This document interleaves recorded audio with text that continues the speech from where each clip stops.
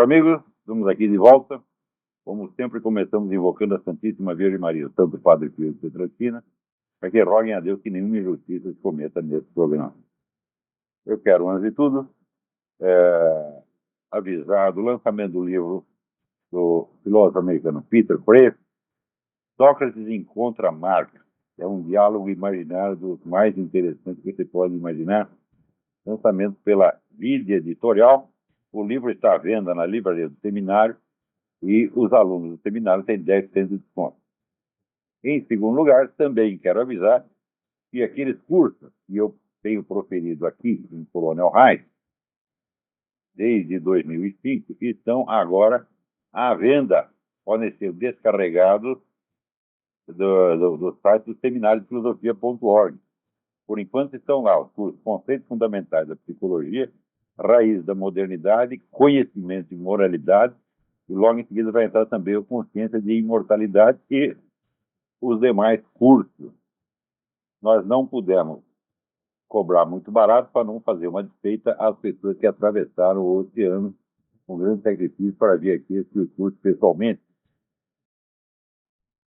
Esses cursos estão à venda não só para os alunos do seminário, como o público em geral, qualquer pessoa pode comprá-los e fazer o download pela internet. Outro aviso. Vocês não deixem de visitar a página do heitordepaula.com para ler ali o Manifesto da Cidadania Democrática e Integracionista das Irmãs Repúblicas do Paraguai e do Uruguai, aos povos e governos dos países que inspiraram o Mercosul.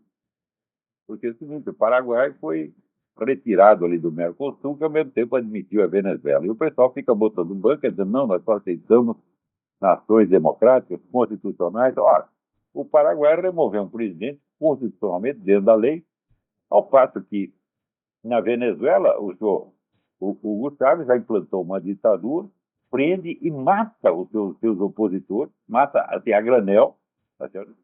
E eles acham que isso é muito democrático. Então, bom, não vamos nem comentar a hipocrisia dessa gente, que já passa do limite da hipocrisia humana. É psicopatia mesmo, quer dizer, é absoluta insensibilidade à diferença entre o bem e o mal, entre verdade e falsidade.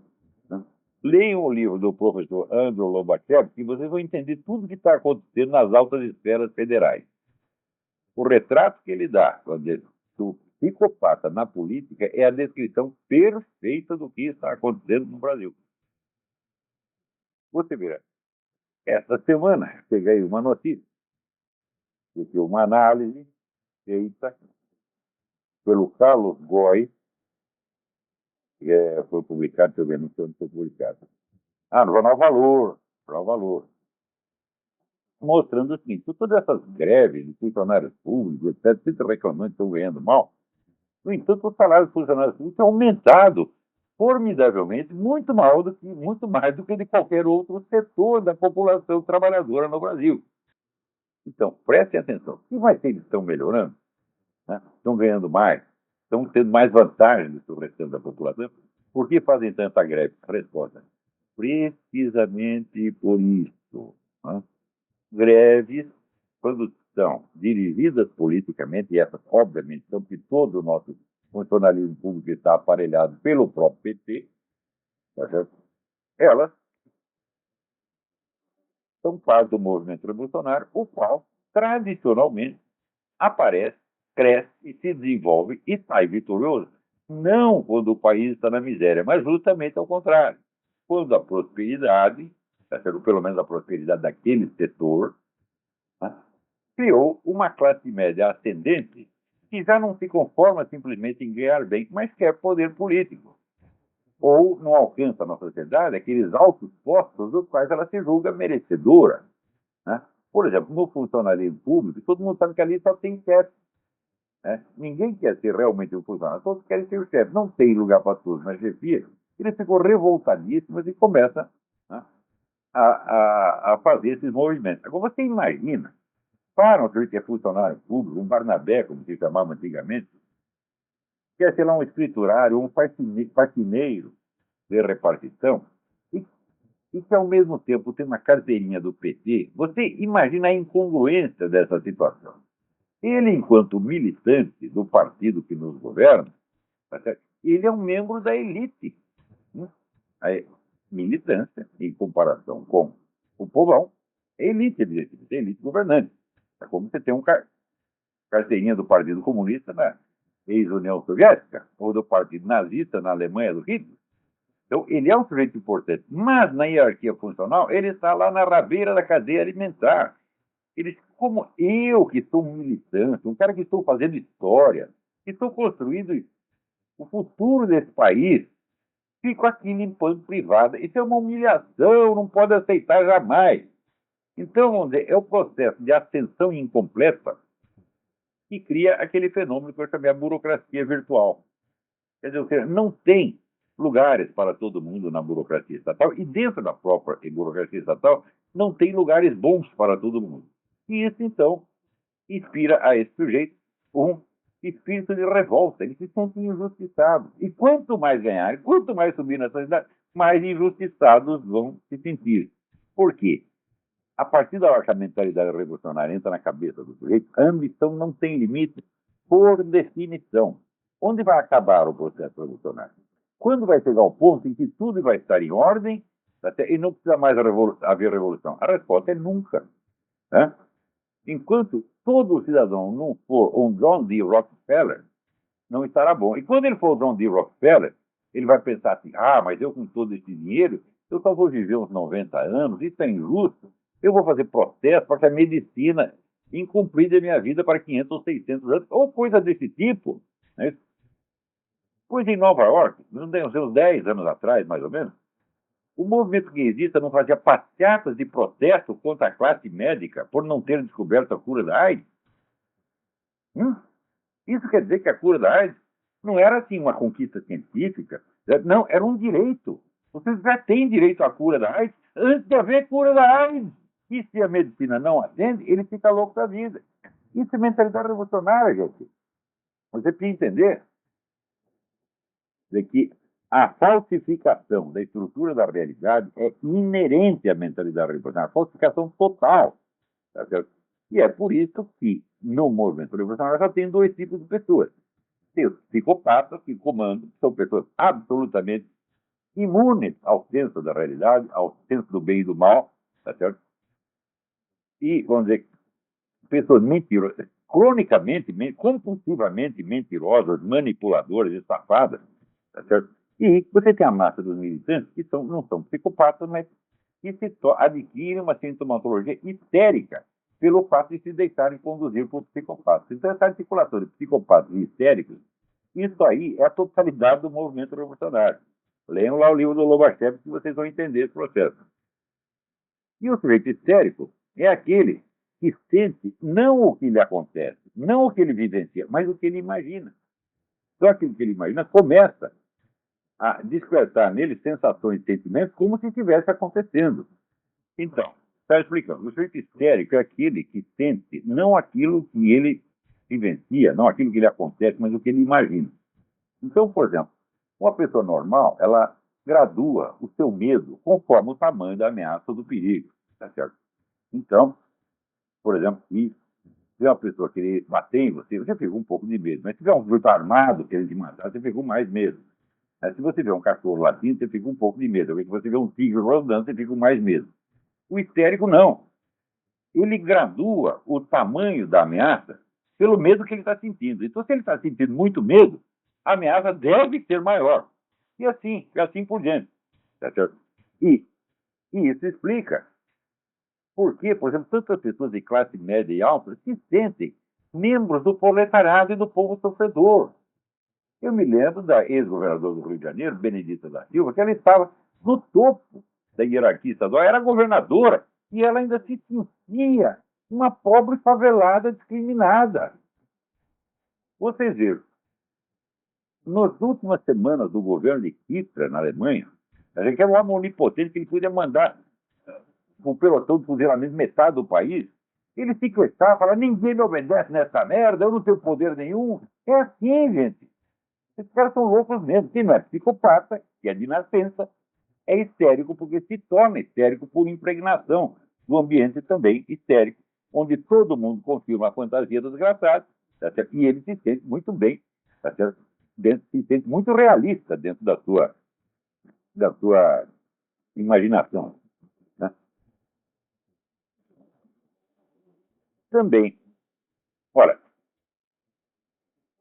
essa semana aconteceu aqui aquele negócio do atirador que entrou num templo sikh e matou lá um montão de pessoas, tá? E logo apareceu a coisa, não, ele é um cara, ele é um homem white supremacista, um supremacista branco, fascista, tá certo? Um homem, portanto, pertencente à perigosa extrema-direita, embora ninguém tenha dito que ele pertence a alguma organização. Ele parece que é o supremacista branco, né? É, produção independente, que nem mãe solteira. Ele faz sozinho, é o bloco do sozinho, tá certo? Ele criou lá uma direita, né? Então, o sujeito que faz uma coisa dessa por conta própria, sem conexões com organizações terroristas, é evidentemente louco. E louco não tem função com ele. Louco tem fantasia, certo? Aí é clinicamente louco, não é histérico, não. Não é nem histérico e nem psicopata. Psicopata é um cara que nasce assim, tá certo? E psicopata não é louco de jeito nenhum. É o sujeito espertíssimo e que só é deficiente do ponto de vista da consciência moral. Mas a consciência intelectual, conhecimento das coisas, ele tem perfeito. E às vezes tem até mais capacidade social do que a pessoa normal. Então, psicopata é uma coisa, psicótico é outra, histérico é outra ainda. Então, esse assassino, ele evidentemente é psicótico. Tá certo? Agora, não esqueçam do seguinte: organizações de tipo neonazista, extrema-direita, etc., são sempre suspeitíssimas. Vocês não lembram do atentado contra o Papa João Paulo II? Que todo mundo dizia, não, o cara é um ativista de extrema-direita pertencente a uma organização neonazista chamada Lobo Cinzento. Isso saiu na mídia inteira. Mais tarde se descobriu que tudo tinha sido tramado, tá? Pelo serviço secreto, por agente de serviço secreto búlgaro, instruído de longe pelo Marcos Wolff, que era o chefe da polícia secreta da Alemanha Oriental. Isso está tudo no livro da Claire Stelling, Tempos dos Assassinos, muito bem pesquisado, tá certo? E a prova cabal está dada ali. Depois, mais tarde, o próprio assassino, Aliaga, ele disse, não, quem mandou isso foi o cardeal Casaroli. Ora, mas o cardeal Casaroli era o braço do governo soviético do Vaticano, porra. Tá? Então, em vez de desmentir, confirmou. Né? Então, não sei se foi o Casaroli ou não, ou se eles decidiram, né, como dizer, queima a reputação do Casaroli para salvar a nossa. Pode ser. Mas falando nisso, eu vou ler para você um artigo que eu acabei de mandar para um diário do comércio que tem muito a ver com isso. Chama-se credibilidade zero. Então, praticamente tudo que se lê na mídia brasileira sob o rótulo de análise política não passa da elaboração apressada de fatos que o comentarista extraiu da própria mídia. É a imagem popular do mundo maquiada na linguagem do manual de redação. Nada mais. Não é uma coisa séria. É show business, é diversões públicas, é circo. Não existe para orientar o leitor, mas para mantê-lo satisfeito com o estado habitual de desorientação no qual ele se sente informadíssimo e repleto de certeza. A análise política séria supõe informações ao nível dos melhores serviços de inteligência. Não é informação de jornal, né? Trabalhada por uma consciência longamente adestrada na meditação da história, da filosofia e da ciência política. Isso está tão acima das possibilidades do comentarista vulgar que, confrontado com algo do gênero, o infeliz se sente perplexo ante o inusitado e reage com aquela típica irritação neurótica da burrice humilhada. Em tal circunstância, exclamações de teoria da conspiração emergem da sua boca quase que por reflexo condicionado. Rotular uma ideia de teoria da conspiração não é refutá-la, é apenas xingá-la. Xingar é o que você faz quando chegou ao último limite da sua capacidade e não conseguiu nada. Por favor, não confundir xingamento com palavrões humorísticos usados para fins de sátira nos momentos apropriados, exatamente como se faz nesse programa. Diagnósticos de paranoia, de visão delirante, aos quais também muitos recorrem nessas ocasiões, só valem quando embasados em algum conhecimento de psicologia clínica, que invariavelmente falta há quem usa desses termos como descarga de um sentimento de inferioridade insuportável. Não por coincidência, análises sérias são exatas nas páginas de política não faltam naquele setor especializado do jornalismo que se dedica à economia e aos investimentos. O melhor político brasileiro da economia é que o público dessa seção é exigente, conhece o assunto, paga bem e quer opiniões sólidas. Não é um bando de tontos em busca de alívio. Nenhum empresário ou investidor aceitaria como analista econômico um amador que tivesse como única ou predominante fonte de informações a própria mídia popular na qual escreve. Mas o amador assim descrito é a própria definição do que se entende por analista político no Brasil de hoje. É um sujeito que não conhece os clássicos da filosofia política, não lê revistas científicas da sua área, não tem a menor ideia de como funciona o serviço secreto dos diversos países, não pesquisa fontes de informação discretas e, enfim, acredita que o mundo é realmente como sai na mídia. Pratica, em resumidas contas, aquilo que um jornalista de verdade, Rolf Kuntz, chamava de autofagia jornalística, e escreve nos jornais aquilo que leu nos jornais.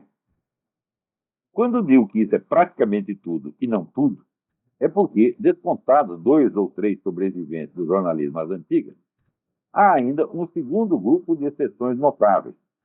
São os desinformantes profissionais ou agentes de influência, pagos por organizações partidárias, por governos estrangeiros, por elites bilionárias ou por organizações revolucionárias internacionais, pontos que às vezes se mesclam e se confundem, mentem mais que a peste, mas mentem com método, segundo um plano racional, às vezes sofisticadíssimo, que o analista habilitado discerne nas entrelinhas e que é, por si, informação fidedigna, às vezes da mais alta qualidade. Esses profissionais da desconversa são raros, mas não inexistentes na mídia nacional. É preciso muita prática para distingui-los da massa dos seus papagaios e clones, que aceitam as mentiras deles por hábito e as repassam por automatismo. Quando uma informação falsa se tornou domínio público, é quase impossível rastrear-lhe a fonte, a qual só aparece, quando aparece, na rara hipótese de um agente arrependido dar com a língua nos dentes, quase sempre 30 ou 40 anos depois de a coisa ter perdido toda a importância estratégica. A ocorrência desses casos permite medir a confiabilidade média do jornalismo político, quase matematicamente, pelo tempo decorrido entre o engodo inicial e o reconhecimento público do engano, quando o autor da façanha ou a revelação de documentos reservados finalmente fornece à classe jornalística os meios de corrigir. Por exemplo, a onda de pânico da mídia europeia ante a ameaça neonazista na Alemanha cessou quando, com a reunificação do país, os documentos da Stasi vieram à tona, mostrando que os principais movimentos neonazistas na Alemanha Ocidental e até alguns nas nações vizinhas eram fantoches criados e subsidiados pelo governo comunista da Alemanha Oriental para despistar operações de terrorismo e assassinatos políticos. O atentado ao Papa João Paulo II foi um caso típico. Leiam The Time of the Assassin, de Claire Sterling, e Le KGB au cœur du Vatican, de Pierre et Daniel de Vimaret. E no Brasil?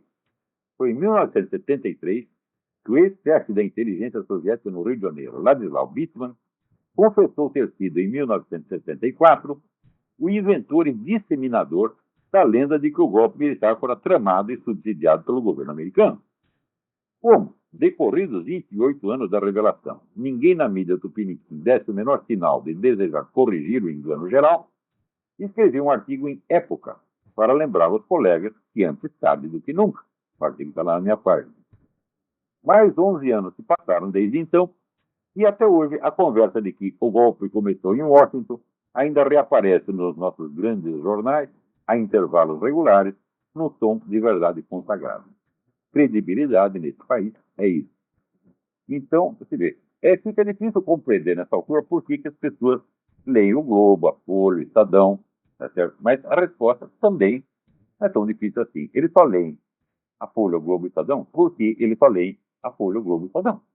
Então, não podendo conferir o que essas 3 sumidades disseram, acreditam que o mundo deles fica restrito ao que sai nesse trio, né? Ou no Jornal Nacional. Tá certo? Então, a ignorância é a maior prova de si mesmo.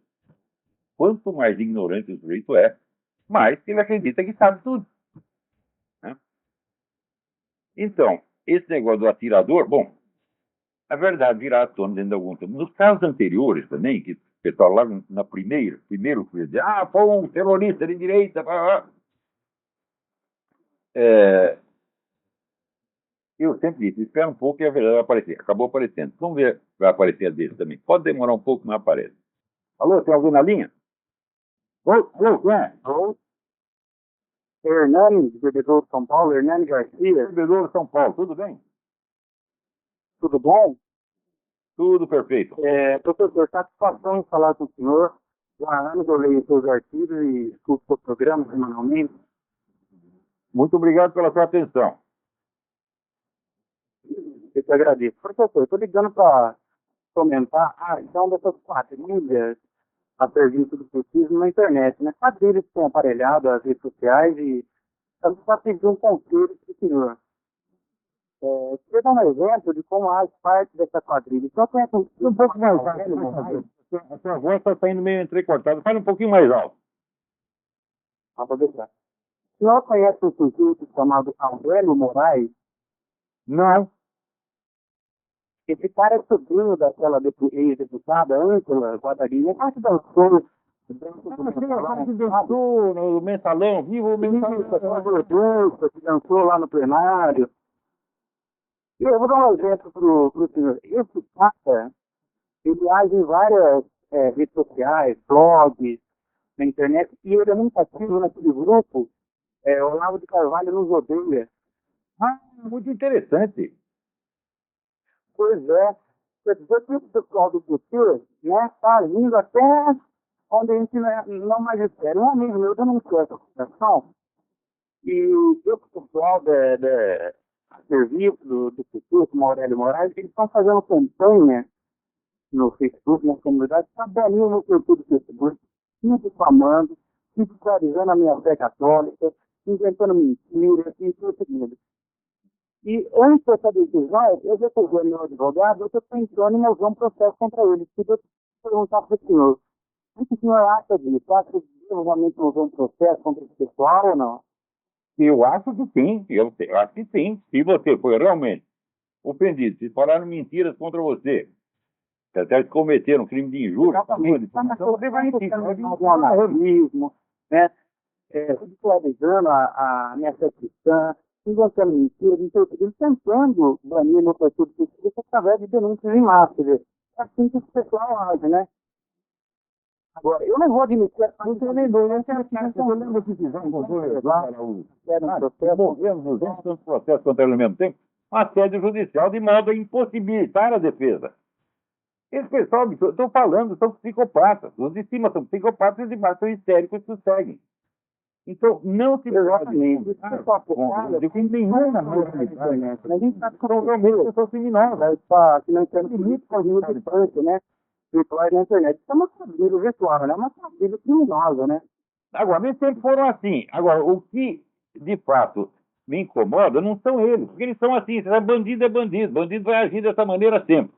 O que me incomoda são as pessoas que não são como eles, né? O pessoal da grande burguesia, né? Paulista, sobretudo, o pessoal, vamos dizer, liberal, moderado e tal, que nos anos 70, 80, né? Achou, não, nós devemos dar uma chance para o PT, porque vai ser o rodízio democrático, a gente governa um pouco, eles governam um pouco, acreditando que os caras estão lá concorrendo simplesmente ao governo, quando não é isso que eles querem, quer dominar o Estado de uma vez para sempre. E não só dominar o Estado, dominar a sociedade futura. Quando contra eles, é um totalitarismo integral. A gente não sabe vender, são anos atrás. Aqui no Brasil, o dinheiro do pai, acha que é um sábio. Então eu falava com o empresário, com até altos oficiais das Forças Armadas, e eles, não tem perigo, isso é paranoia sua. Tem gente que até hoje acha que é paranoia. Tem gente que acha, não, Foro de São Paulo não vai nada. Não é, eles são percebendo, inclusive agora, a internet, a única meio de informação do Brasil, manda para ele, essa partida criminosa, muitos membros das ofensivas, vão destruir de verdade a internet toda no Brasil. A gente tem que cortar o máximo. A internet é a última fortaleza da liberdade ideológica. Acabar com isso, vai continuar. Sempre fizeram isso, fizeram na União Soviética, fizeram na Hungria, fizeram na Polônia, fizeram na China, fizeram em Cuba. Por que não vão fazer no Brasil? Quer que o comunista brasileiro é diferente? Ora, meu Deus do céu. Pois é. Ô, professor, muito obrigado pelo tranquilo, hein? Obrigado eu. Então, aliás, o pessoal me pergunta o que está acontecendo com mídia sem máscara. Você tenta acessar, aparece lá um aviso, aqui tem um malware, cuidado, etc, etc. A minha sugestão é o seguinte: ignore o aviso e vá em frente, porque eu acho que o único malware que tem lá é o próprio aviso. Né? Eu não sei quem botou isso lá, por que meio botou, mas nós vamos investigar, se Deus quiser, vamos descobrir e vamos em cima do desgraçado, porque algum truque ali houve. Né? Eu tenho acessado normalmente e nada acontece ao meu computador. Às vezes aparece a página do aviso, que é uma página vermelha, você clica, né, o Ignore this warning, ignore esse aviso. Daí aparece uma segunda página. Quando você desliga essa página, aparece normalmente o mídia sem máscara e você continua lendo e nada vai lhe acontecer. Só vai acontecer de aparecer esse aviso. Tem sido assim para mim. Né? Então, agora, esse tipo de expediente é normal na cabeça desses caras. Né?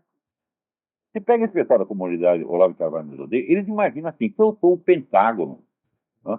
Que eu sou a CIA e o Mossad juntos e que estou conspirando, né, para botar todos eles na cadeia. Então, vamos nos defender, ele é um perigo, nós temos que fazer alguma coisa. Então começa lá a conspirar para tirar a página da internet, para calar a boca do cara. É assim mesmo. Está completamente histérico. Né?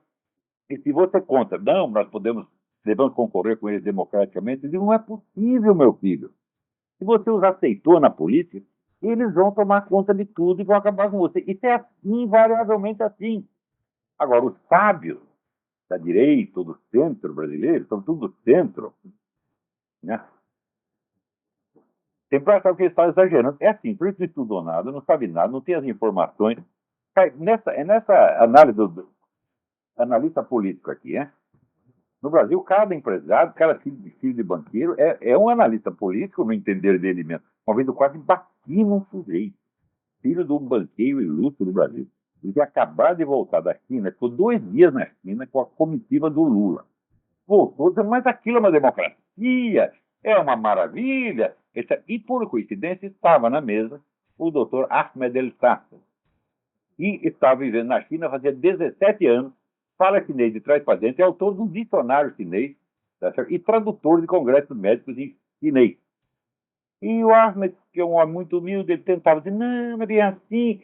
Mas daí lá vinha o gostosão. Não, eu sei, porque tive lá. O cara deu um muro na mesa, vai calar a boca, seu filho de uma puta, vai embora daqui, porra. É. Daí todo mundo se cagou de medo. O garçom até veio me trazer uma picanha essa para mim me acalmava. Ele não estava realmente bravo, só estava, né, dando ao cara o tratamento pedagógico requerido. Né?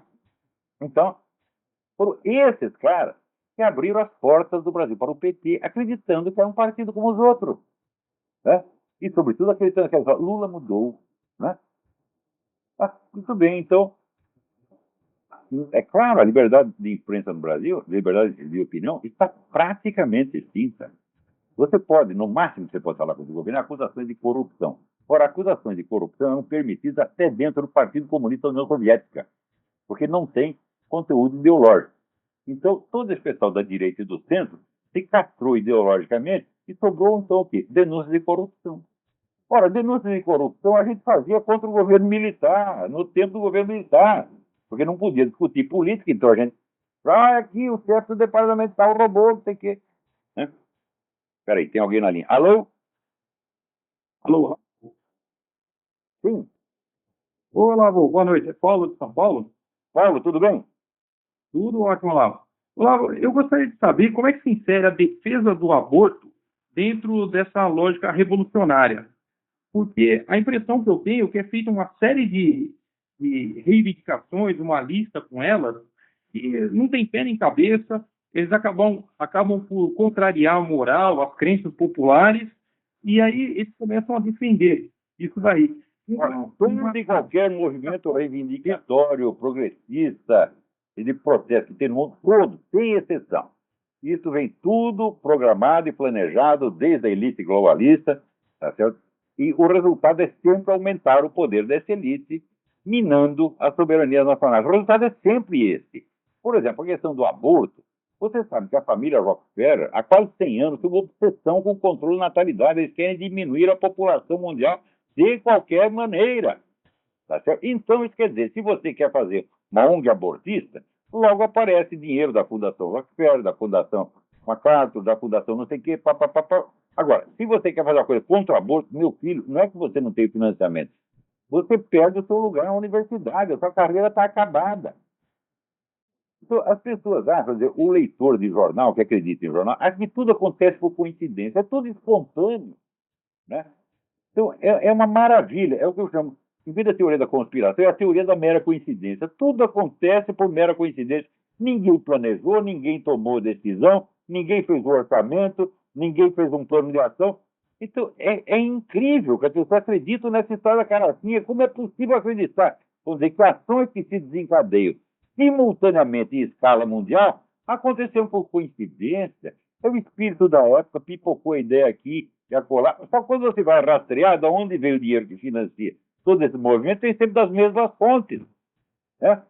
Então é assim. Agora, o conteúdo moral da coisa, que as pessoas tanto discutem, que tanto chocam, católicos, protestantes, ele não tem em si a mais mínima importância, meu filho. Né? O que importa, vamos dizer, são mudanças estruturais que aumentem o poder, vamos dizer, da elite revolucionária local e mundial. É isso que está em questão. Agora, você fica discutindo a questão moral, é diversionismo, porque você está alimentando um debate lateral, em vez de denunciar o esquema de como funciona. Não quer dizer que essa questão moral não tem importância, tem importância, mas não tem importância estratégica nem tática dentro do jogo político. Você pode ganhar discussão com eles no terreno moral e vai perder do mesmo jeito no terreno político. Por quê? Por exemplo, se a totalidade da população é contra uma medida que eles estão propondo, eles ou saltam por cima, tá certo, da opinião pública e do próprio aparato legislativo, então, legislando por meio de decretos, portarias, etc., etc., indiretamente, tá certo? Ou então fazem como fizeram na Europa, né, com o famoso Tratado de Maastricht. O primeiro plebiscito não deu, a gente faz um segundo, e faz um terceiro, e faz um décimo, faz um 20º, e quando finalmente o povo, por cansado, acabar votando, a gente entender, é o plebiscito definitivo. Então, eles têm todos os meios de burlar todas as legislações, todas as democracias. Você vê, as democracias existem em escala nacional, mas os poderes que nos governam são de escala transnacional. Tanto poderes econômicos, quanto poderes estratégicos gerais, toda escala multinacional. Então, as nações não têm como lidar com isso, são feitas de trouxa. Como, por exemplo, o Foro de São Paulo. O Foro de São Paulo tem lá partidos de 20 nações. Você bota um chileno para atuar na Argentina, um argentino para atuar no Brasil, brasileiro para atuar na Venezuela, etc, etc. E os caras sempre acabam escapando das malhas da lei, porra. Você vê, o sujeito comete um crime num país, ou comete um crime na Itália, ele vai correr para o Brasil. No Brasil, o governo recebe de braços abertos. Cometeu um crime na Venezuela, a mesma coisa. Na Colômbia, a mesma coisa. Então, a estrutura de poder atual não coincide com a estrutura dos estados, meu Deus do céu. Muito menos dos governos. Mas, para perceber isso, você tem que ter estudado um pouco. Tá? E esse pessoal não estuda nada. Então, eles continuam analisando a situação como se fosse uma democracia nacional em pleno funcionamento e de não estar acontecendo nada. E o público que os lê, sobretudo empresários, continua acreditando nisso. Olha aqui, como esse pessoal trouxe. A editora da Isto É, está editando o livro do Cláudio Rendina, que se chama Os Pecados do Vaticano, Soberba, Avareza, Luxúria e Pedofilia. Aqui um historiador italiano de alta reputação está denunciando que o Vaticano é uma verdadeira putaria. Quando você vai ver, primeiro, quem é o historiador? O historiador é o seguinte, ele é um especialista em histórias picantes. Ele é tradutor do Marquês de Sade e dos poemas eróticos de Guilherme Apollinaire, e os livros todos assim, é o cardeal que comia empregadinha. Né? É tudo isso, é tudo nesse nível o negócio. Né? E Olha, encrencas e intrigas do Vaticano, o Malachi Martin, no livro Ascensão e Queda da Igreja de Roma, conta coisas muito piores. Só que ele conta tudo e conta dos dois lados. Agora, esse cara aqui, ele fala, o Vaticano colaborou com o regime do Mussolini. Lá, grande novidade, descobriu que merda fede. Tinha uma concordata, um acordo assinado entre o Vaticano e o governo Mussolini. E ele está aqui denunciando por uma geração de idiotas que não sabem disso. Né? Agora, e o Pacto de Médici, em que o Vaticano se comprometeu com o governo de Moscou em troca da presença de dois representantes, da Igreja Ortodoxa Oficial, que é a Igreja do Partido Comunista, no concílio, se comprometeu a não fazer crítica nenhuma ao comunismo no concílio e nunca mais. Não é só no concílio, não. Eu pensava que fosse só no concílio, não. Definitivo, a Igreja nunca mais vai criticar o comunismo. Deram tudo isso em troca da presença de dois vagabundos da KGB no concílio. E isso foi a iniciativa de quem? Do seu Casaroli, né? Que era o homem da Ostpolitik, da política de aproximação com Moscou, e dos melhores colaboradores que a KGB já teve no mundo. Isso, esse Cláudio Rendina não fala nada. Né? Também não fala nada da colaboração interna de padres, bispos e cardeais a soldo da KGB que facilitaram o atentado contra João Paulo II. Também não fala nada. Então, a credibilidade da Isto É está no mesmo nível dessa coisa que eu falei aqui nesse artigo. Tem alguém na linha? Alô? Alô, Lavo? Sim. Aqui é o Cristiano Dolan de Assis, tudo bem? Tudo bem? Eu queria fazer uma colocação. Esse menino que falou agora com você, o Hernani, né? Ele andou falando na internet que as mulheres são infiéis por natureza. O senhor concorda com isso? Como é que eu vou saber? Ele falou assim, ó, as mulheres são infiéis por natureza. A evolução não as moldou de modo a serem inatamente adaptáveis. Eu me pareci o contrário, que os homens são infiéis por natureza. Ele falou assim, as mulheres no estado original são prostitutas selvagens. Está documentado isso na internet. É absurdo isso, né? Eu acho que é misoginia isso aí, né? Olha, eu não tenho a menor ideia do que é e do que não é. Eu não conheço tantas mulheres assim e, sobretudo, não comi tantas assim. Mas pega mal para alguém falar isso sobre as mulheres. Aí o pessoal falou, fala isso no Facebook. Ele não, eu tenho medo. Se eu falar isso no Facebook, eu vou enganar e ele é uma mulher casada. Eu acho que ele não comeu ninguém na história, mas tudo bem, né? Mas isso é meio misógino, o senhor não concorda mesmo. Aí o cara fala assim, as mulheres permaneceriam no estado de prostitutas selvagens. Pô, mulher é prostituta selvagem agora? Meu, lá, tá errado isso. Eu não sei, você contesta a opinião dele. Mas não vai boicotar o site dele, não vai fazer a campanha de informação contra o cara. Discuta com ele primeiro. Mas aí o cara não tem coragem de falar isso no Facebook dele, entendeu? O cara se fala isso... Onde que ele falou, então? Numa boa, né? Não entendi. Onde é que ele não falou no Facebook? Onde que ele falou? Ele falou num fórum de internet. Num fórum. Mas no Facebook ele tem medo de apanhar das meninas do curso dele da faculdade. Eu sugiro. No Facebook ele não fala isso. Né? Seriamente, tá certo? Pode até fazer a gozação. Quer dizer, certas ideias. Acha dele fazer protesto pedindo ônibus de graça? Isso não é coisa de comunista? Você botar nariz de palhaço para pedir ônibus de graça? Quê? Você é da comunidade do Olavo de Carvalho nos odeia? Pode ser. Sim ou não? Sumiu. Desapareceu. Que coisa maravilhosa. Ai. Então, olha aqui foi feita uma pesquisa. As cidades mais perigosas dos Estados Unidos são governadas por democratas, evidentemente. Né? Qualquer país que queira tomar o poder, a criminalidade aumenta. Se vem essa conversa de desarmamento, né? Como no Brasil é impossível, que no Brasil só 3,5% dos lares têm uma arma para se defender. Né? 3,5%. Quantos dos bandidos têm arma para matar os outros? 100%.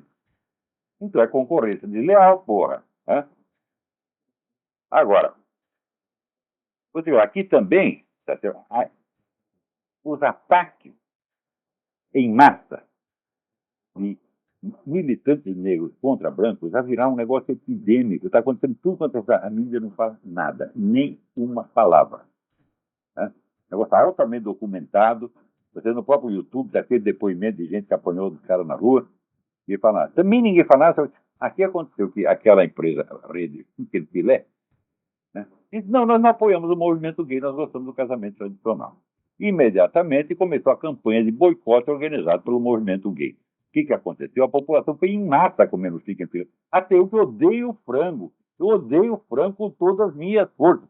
Eu fui lá e comi um sanduíche de frango quase inteiro. A minha mulher viu esse sacrifício.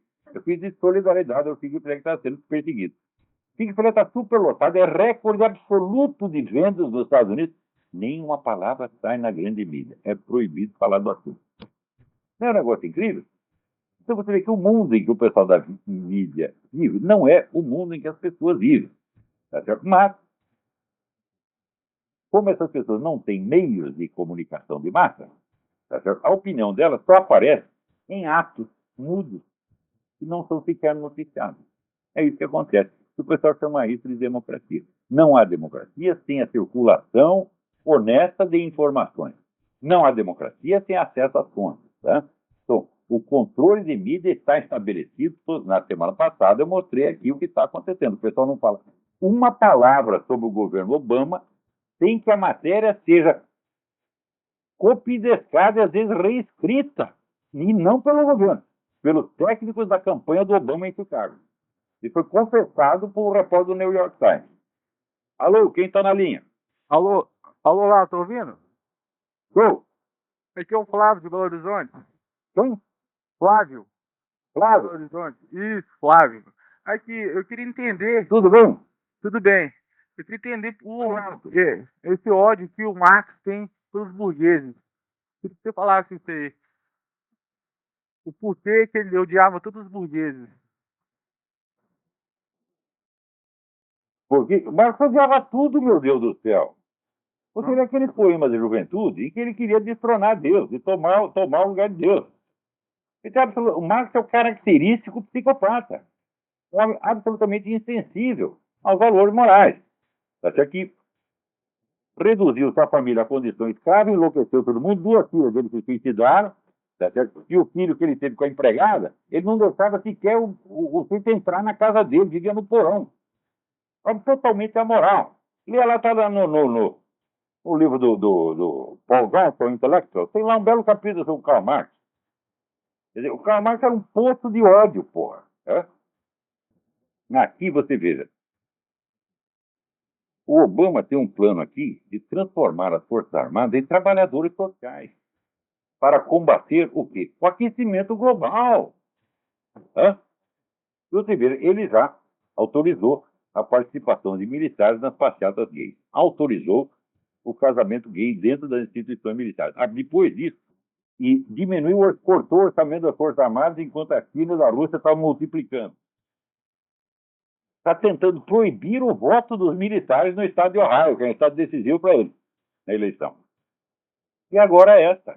Nós não vamos mais combater inimigos militares, nós vamos combater o aquecimento global.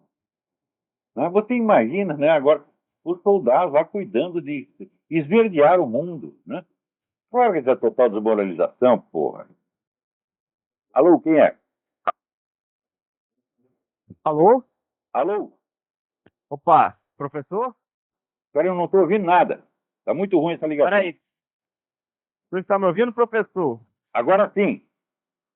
Ah, que bom. Boa tarde, me chamo Christian, falo do Rio de Janeiro, tudo bom? Nem entendi o seu nome. Christian. Christian, tudo bem? Tudo. Olha só, professor, aqui, só para voltar um pouco ao assunto aqui, uma réplica sobre o comentário que o senhor fez agora há pouco em relação ao Obama reduzindo o contingente de Forças Armadas nos Estados Unidos. Olha, realmente, os Estados Unidos está passando por uma crise econômica bastante séria, mas, assim, eu acho que o seguinte, nesse exato momento, eu andei lendo artigos até sobre isso, Se a Força Aérea Americana, digamos assim, por exemplo, tá ficando obesa, está ficando ultrapassada, e o número, por exemplo, de caças diminuiu, né? Os Estados Unidos não está tendo dinheiro para pagar esse negócio, para pagar essas Mas tem coisas. bastante dinheiro para financiar firmas falidas, tá certo? De ecologia, produtos verdes. O Obama gasta rios de dinheiro nisso. Mais ainda, né, gasta rios de dinheiro para financiar o próprio funcionalismo público federal. E aqui você vê, em 37 estados, tá, o perfil do Obama está baixíssimo. Mas ele está alto em Washington, D.C., que só tem funcionário público, e em 13 estados cuja economia depende diretamente do governo federal. Então o país sempre tem dinheiro. Né? O Obama está gastando dinheiro a rodo com besteira. Outra coisa, ele não diminuiu o contingente da sua arma, diminuiu o orçamento. Orçamento. Não diminuiu o contingente da sua arma, tinha um orçamento. Realmente, o orçamento... Mas tem gente que demitir um monte de soldado ia dar uma crise danada. Não, claro, realmente, hoje em dia... um enorme... Devia para investir na General Motors. A General Motors estava mal das pernas. Ele pegou, botou um montão de dinheiro. O governo virou praticamente o dono da General Motors. O que aconteceu no ano seguinte? Os lucros da General Motors baixaram 41%, graças à belíssima administração federal. É só parar de gastar dinheiro nessa bobagem que aparece o dinheiro. Né? Outra coisa, é parar de tomar dinheiro emprestado da China. Isso é que está liquidando a economia americana. Olha, você falou um ponto assim crucial, professor, em relação à China. Realmente, os Estados Unidos, né, nesse negócio, por exemplo, de reduzir custos, tudo, investiu tanto na China que deixou a China tão poderosa que... Sei lá, a China foi construído, o poder chinês foi construído todinho com dinheiro americano. Então, os americanos construíram o monstro para comê-lo. É aquela expressão do Anthony Sutton, o melhor inimigo que o dinheiro pode comprar. Isso foi feito claramente aqui, e isso é claro que é alta traição, porra. E agora estão lá de pires na mão na China, cada vez se endividando mais, e mais. Né? Então, entre os fundadores dos Estados Unidos, desde Thomas Jefferson, os grandes presidentes aqui, Lincoln e todos, né? Andrew Jackson, todos diziam, façam tudo, mas não criem dívida no exterior. Pois é, o que esses caras estão fazendo. Por quê? Porque a transferência de poder desde um Estado soberano para uma elite multinacional, isso é fundamental. Né? Agora tem gente achando que o governo mundial, teoria da conspiração, o cara leu 2 coisinhas sobre isso no Estadão, na Folha, já está dando palpite. Tem a menor ideia do que está acontecendo. A estrutura de poder no mundo já mudou. Tá? E o cara que é Estado americano, o Estado americano não é mais nada, meu filho. A elite, você pega esse pessoal do Bilderberg, do CFR, esse é uma elite que é superior, que é transcendente a estados nacionais e que tem o máximo interesse em demolir a soberania americana, como de fato está fazendo. E quando aumenta o poder da China, também aumenta o poder desse filho das putas banqueiro internacional. Agora, de certa forma, vamos dizer assim, não existe. Você lê o livro do Antônio Negri, Império, né? Ele pega e apresenta uma teoria do Império que é igualzinha àquela que eu tinha publicado 5 anos antes do Jardim das Aflições. Né?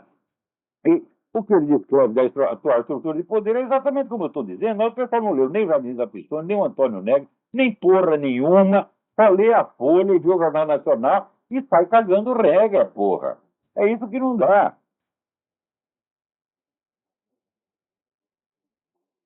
Então, falando nisso, vocês não deixem de ler lá no meu Facebook e no Mídia Sem Marca, né, o capítulo 5, né, das minhas respostas ao seu Gustavo Moreira. Ele é um feito maravilhoso. Né? Ele disse que ele não leu aqueles livros que eu indiquei porque, coitadinho, no tempo da faculdade, ele não tinha dinheiro para comprar tantos livros. Ele nunca tinha ouvido falar do sistema de intercâmbio de bibliotecas acadêmicas, onde ele poderia ter tudo isso de graça ou a preço muito módico. Né?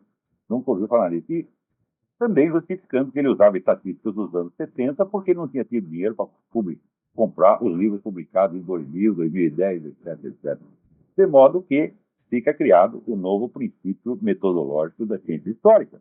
Quando você não tem dinheiro para obter a informação atualizada, a informação antiga serve como refutação total da informação nova. E, dito isto, fica aqui encerrado o nosso programa de hoje. Até a semana que vem. Muito obrigado.